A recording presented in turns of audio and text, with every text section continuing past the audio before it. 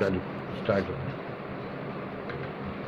आज हम ताजबाद शरीफ में मौजूद है और ताजबाद शरीफ का जो 104वां उर्स चालू है, उसका तैयारी हुई, उर्स का कामकाज किस ढंग से आपने निपटाया है, ये हम ताज अहमद राजा जो सेक्रेटरी है ताजाबाद ट्रस्ट के, उनसे जानना चाहते हैं।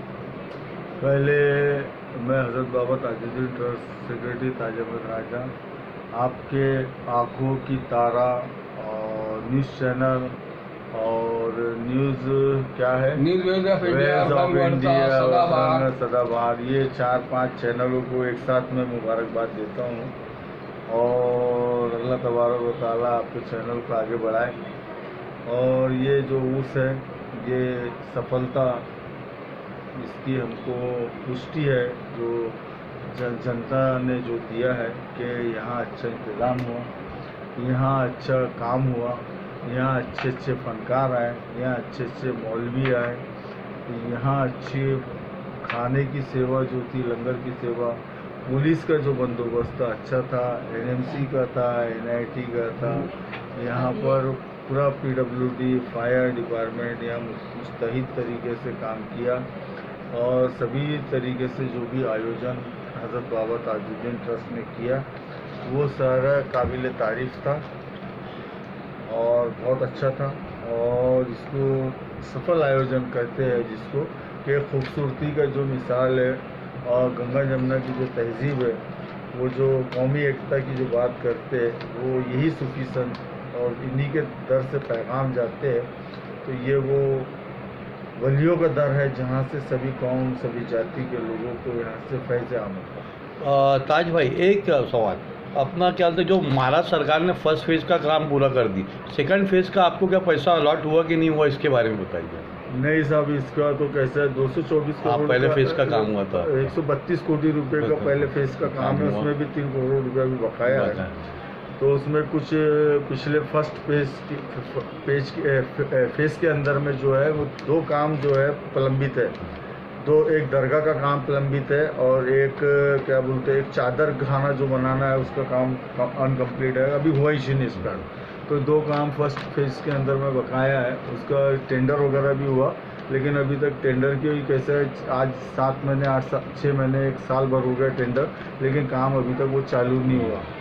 अब रहा सवाल 224 करोड़ रुपए का कैसा है प्रोविज़न जो है राज्य सरकार को यहाँ से प्रस्ताव जाने के बाद में हाई पावर कमेटी तक ये प्रस्ताव जो है 58 करोड़ रुपए का मंजूर हुआ, लेकिन उसका आदेश जो है शासन ने अभी तक निकाला नहीं। ये बहुत तकलीफदायक बात है कि जहाँ सभी धर्म, सभी जाति के लोग आते हैं, यहाँ विकास की पहल होना चाहिए।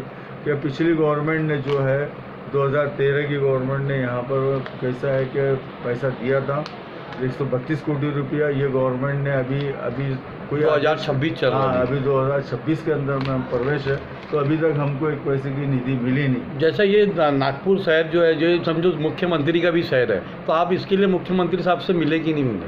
हम तो मुख्यमंत्री, आदरणीय मुख्यमंत्री साहब से हमेशा मिलते हैं और उन्होंने ये बताया की 100% तुमचं काम होईल, तुमचं काम झालंच पाहिजे, होईल तुमचं 100% होईल। आतापर्यंत काही काळजी घेतली नाही। आम्ही सीएम साहेबचं रिक्वेस्ट करतो की त्यांना काम पुढाकार घ्यायचा और सर्व धर्म समभावचा एक जो देवस्थान है वो ताजुद्दीन बाबाचा आहे, यांना थोडासा समृद्धि में भगवान दे और इकडचा विकास जो हो। आपने सीएम साहब को यहाँ का न्योता दिए थे कि नहीं दिए थे ना, साहब के यहाँ गए थे हम लोग ने, लेटर वगैरह। साहब ने क्या बोले आने के बारे में? मंत्रिमंडल के सहयोगी कौन कौन से यहाँ हाजिरी दिए हैं ताजबाग में अभी इस उर्स में? हमारे तो कैसा है, केंद्रीय मिनिस्टर वकील साहब आए और जितने जो कुछ विधायक वगैरह जो बाहर के थे वो लोग आए, दर्शन करे। भीड़ भी बहुत उठती है तो उनका प्रोटोकॉल वगैरह रहता है। गडकरी साहब ने यहाँ पे एक 100 बेड का हॉस्पिटल का कुछ आश्वासन दिया, उसके बारे में बताइए। नहीं, गडकरी साहब को देखो, वो तो कैसा है कि गडकरी साहब को योजनाओं को कैसे इम्प्लीमेंट करेंगे और वो बनेगा हॉस्पिटल, क्योंकि वो यहाँ के खासदार है। खासदार होने के नाते उनका जो फंड है वो आपको दे रहे कि नहीं दे रहे हो? देंगे ना साहब, देंगे ना। और हॉस्पिटल के बारे में बोले ना साहब ने, बोले घोषणा की है साहब ने, करेंगे। जैसा नागपुर पूरा विदर्भ का रीजन है, आपके पास जगह है। नागपुर के अंदर यूनानी कॉलेज हुआ करती थी, ताज तिबिया करके, तो एक तिबिया कॉलेज का इंतजाम आप क्या विचार है उसके बारे में? तिबिया कॉलेज के लिए कैसा है कि राज्य सरकार को कैसा है कि हमने भी कैसा है कि प्रस्ताव डाले, शासन ने कैसा है कि ये धोरण देना चाहिए और कैसा है कि सभी लोगों को इसका लाभ मिलना चाहिए। और यहाँ पर कैसा है कि हम बस जगह वगैरह भी है, और कैसा है कि 20 एकड़ के अंदर में ब्यूटिफिकेशन के अंदर में कैसा है राज्य सरकार का जो धोरण है, इसमें सैंक्शन की कोई आवश्यकता नहीं होती है, ऑलरेडी बिल्डिंगें बन सकती है यहाँ पे। और गवर्नमेंट ने 20 एकड़ लैंड जो है वो सैंक्शन कर चुका है। नहीं, जैसा तिबिया कॉलेज जैसा पूरे विदर्भ में एक भी नहीं है। सरकार ने देवेंद्र हमारे मुख्यमंत्री साहब ने ये बात को थोड़ा सा काळजी अगर लिए तो विदर्भ का जो बैकलॉग और विदर्भ का एजुकेशन का जो हब बोला जाता है, तो ये चीज़ जो है मुख्यमंत्री साहब अगर काळजी लेंगे और इस तरफ अगर ध्यान देंगे तो ताज़ाबाद को भी एक अच्छा उद्धार मिलने का बड़ा ये है, क्योंकि हमारे पड़ोस में ही मुख्यमंत्री और हमारे बाजू का क्षेत्र, हमारे बाजू का क्षेत्र है।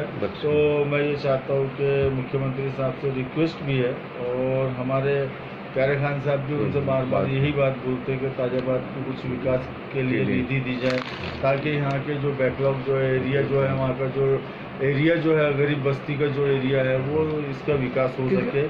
और कैसा एक स्कीम अगर बन गई यहाँ पर, एक जैसा कि पिछले टाइम में भी हमने ये प्रस्ताव भेजा था शासन को कि यहाँ पर अगर टावर अगर बनते हैं, हाउसिंग स्कीम जो 20-25 अगर टावर बन जाए तो हमारे पास में लैंड भी खाली हो जाती है।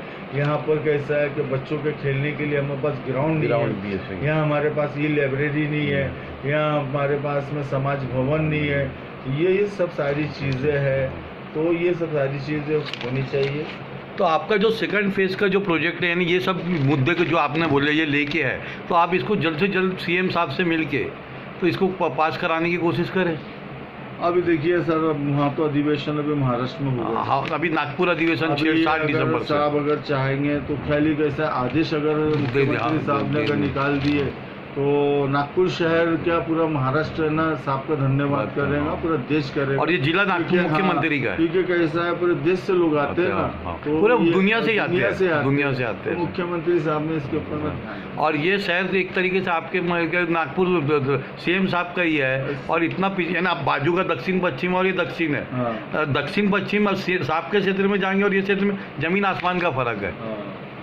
तो डेवलपमेंट होना चाहिए, हर तरफ डेवलपमेंट हो रहा है, तो अपने क्षेत्र के अंदर में भी डेवलपमेंट होना चाहिए और एक अच्छा शहर टॉप 10 का बनना चाहिए। दक्षिण नागपुर जहाँ पे कैसा है कि इस क्षेत्र के अंदर में पर्यटक लोग जो है वो आएंगे तो गवर्नमेंट का फ़ायदा होता है, पर्यटक आए तो। और इसीलिए पर्यटक स्थल बनाए जाते हैं कि यहाँ पर सभी का कैसा है कि धंधा काम कारोबार शहर का बिजनेस बढ़े, यही बहुत सारी चीज़ें होती है। तो ये चीज़ आपको देखना चाहिए। ये थे आज हमारे बीच में ताज अहमद राजा साहब, सेक्रेटरी ताजुद्दीन बाबा ट्रस्ट के, और आपसे मिलके बहुत बहुत शुक्रिया, धन्यवाद। तहसीन अख्तर अंसारी और राशिद अंसारी के साथ में आज ताजबाद में हम ताज अहमद राजा साहब का कीमती वक्त देने पर शुक्रिया अदा करते हैं। चलिए काट देना मराठी।